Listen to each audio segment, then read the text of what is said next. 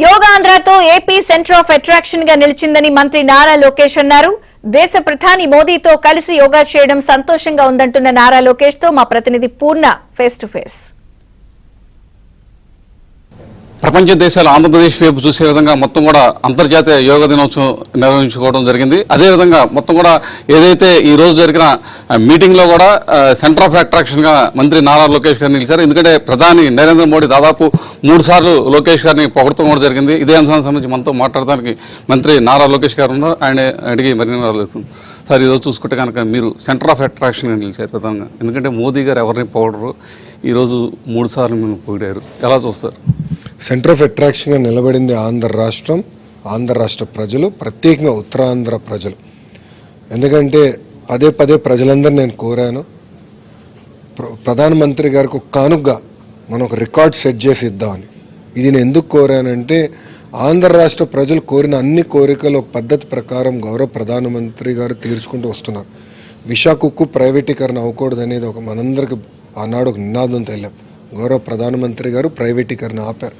Railway zone ఏర్పాటు చేయాలని మనందరం కోరాం. రైల్వే జోన్ ఏర్పాటు చేశారు.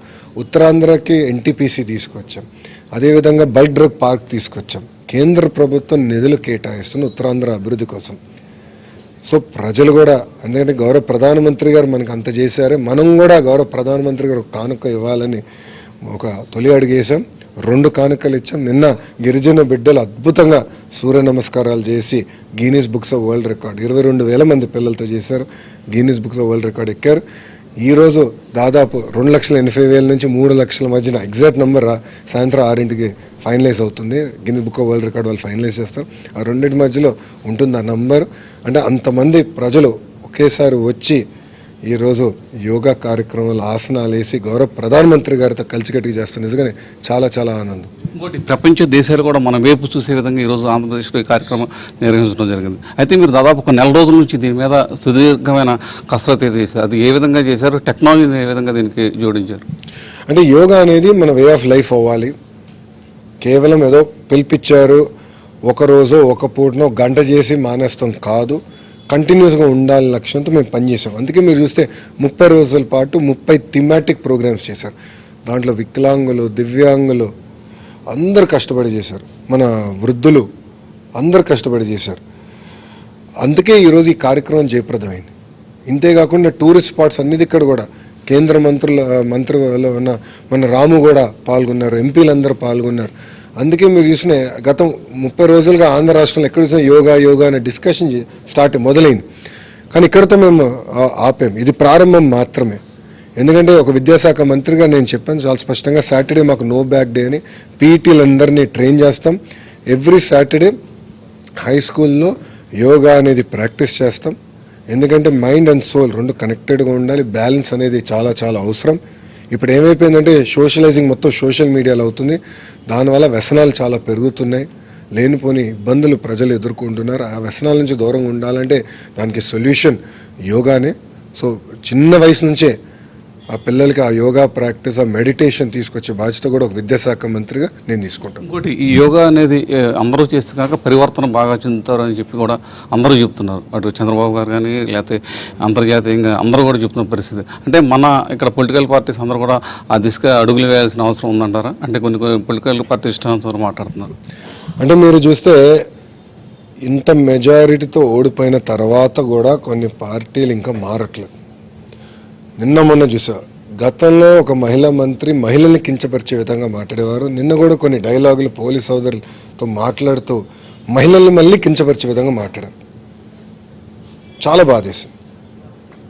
అంటే గాజులు తొడుక్కున్నావా, చీర కట్టుకున్నావా అన్న పదాలు నేను ఏకీభవించట్లేదు. మహిళలు గౌరవించాలని ముందర మన మనసులో ఉండాలి. ఇంటి నుంచి ప్రారంభం అవ్వాలి. ఇది చాలా చాలా అవసరం. నంబర్ 1. నంబర్ 2, మీరు చూస్తే విద్వేషాలు రెచ్చగొడదాం, law and order problem create చేద్దాం, రపరప నరికితే తప్పేంటంటే ఎక్కడ పోతున్నామండి? అంటే సొంత బాబాయ్ని లేపేసాం, ప్రజలను కూడా చంపేయచ్చు, ప్రతిపక్ష పార్టీలో ఉన్న వాళ్ళు చంపేయచ్చు అంటే ఎవరు ఒప్పుకుంటారండి?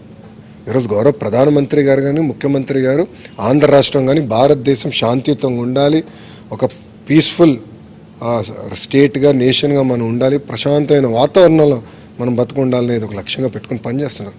గతంలో విశాఖపట్నం ప్రజలు కూడా చూశారు. గంజాయి విపరీతంగా ఉండేది, ఒక్క పెట్టుబడి ఒక్క పరిశ్రమ రాలేదు. అంతేకాదు సాటర్డే వస్తే చాలు ఎవరు బిల్డింగ్ కూల్చుతారు, ఎవరు గోడ కొట్టేస్తారన్న పరిస్థితి. అంటే ప్రజలు ఒక భయంతో బతికారు. అలాంటి విశాఖపట్నం ఈరోజు ప్రశాంతంగా ఉంది. మీరు వస్తే 1 గంటకి ఇంటి నుంచి బయలుదేరారండి యోగాలో పాల్గొనేదానికి, 1 o'clock in the morning. అంటే వాళ్ళ కమిట్మెంట్ చూడండి. ఉత్తరాంధ్ర ప్రజలు, విశాఖపట్నం ప్రజలు కమిట్మెంట్ చూడండి. నిజంగా హ్యాట్స్ ఆఫ్. 1 గంటకు బయలుదేరి ఈ కార్యక్రమంలో పాల్గొని ఈ కార్యక్రమాన్ని జయప్రదం చేశారు. సో ఆంధ్ర రాష్ట్ర ప్రజలు కోరుకునేది ప్రశాంతమైన వాతావరణం, హాయిగా బతకాలి, వాళ్ళ పిల్లలు బాగా చదవాలి, ఆ పిల్లలకి మంచి ఉద్యోగాలు ఉపాధి రావాలనేది వాళ్ళకి ఒక లక్ష్యంగా పెట్టుకున్నారు. అందుకే 94% సీట్లతో మమ్మల్ని గెలిపించారు.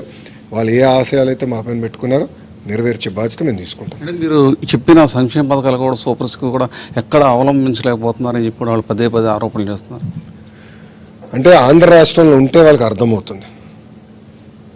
వారానికి 2 రోజులు వచ్చి వెళ్ళిపోతే వాస్తవాలు ఎట్లా తెలిస్తే వాళ్ళకి అని నేను సూటిగా ప్రశ్నిస్తున్నాను. గ్యాస్ ఆల్రెడీ ప్రారంభం, ఉచితంగా గ్యాస్ ఇస్తున్నాం. ఉచిత బస్ ప్రయాణం August 15 నుంచి మొదలు పెడుతున్నాం. తల్లికి వందనం అవుదు, అసాధ్యం కాదు, ఈరోజు సాధించాం, చేసి చూపించాం. ఆనాడు వాళ్ళు అన్నారు, ఈసారి మేము చేసి చూపించాం. ఇది మాకున్న పట్టుదల, మాకున్న కమిట్మెంట్. మిగతా ఇచ్చిన హామీలని ఒక పద్ధతి ప్రకారం నెరవేర్చుకుని వెళ్తాం. దాంట్లో మేము ఏం చెప్పాం, 20 లక్షల ఉద్యోగాలు కల్పిస్తాను ఒక లక్ష్యంగా పెట్టుకున్నాం. మేము చేసి చూపిస్తాం అన్నాం. పెద్ద ఎత్తున పెట్టుబడులు వస్తున్నాయి. టీసీఎస్ వస్తుంది, కాగ్నిజెంట్ వస్తుంది, రిలయన్స్ వస్తున్నాయి, ఎన్టీపీసీ వస్తుంది. ఇట్లా అనేక పరిశ్రమలు వస్తున్నాయి, పెట్టుబడులు వస్తున్నాయి. తద్వారా నిరుద్యోగ యువకులకు ఉద్యోగాలు ఉపాధి కలిగిస్తాం. డెవలప్మెంట్ పేరుతో మీరు 99 రూపాయలకే భూములు దారాల్సింది చేస్తున్నారు అన్నారు. 99 రూపాయలు కాదు, 99 పైసలు.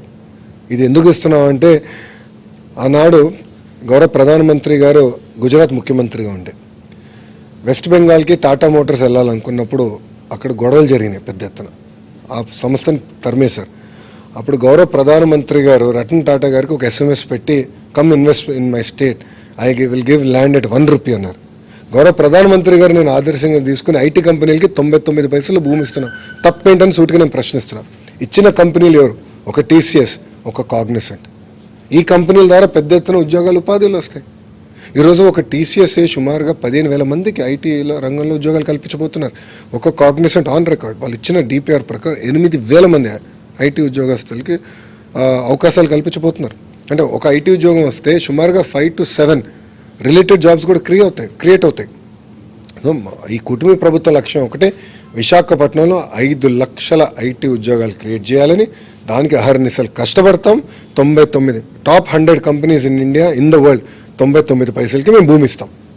ఓకే, నిన్న ఏదైతే మోదీ గారు ప్రధానంగా చూస్తే కనుక మీతో ఎయిర్పోర్ట్లో చాలాసేపు మాట్లాడటం జరిగింది.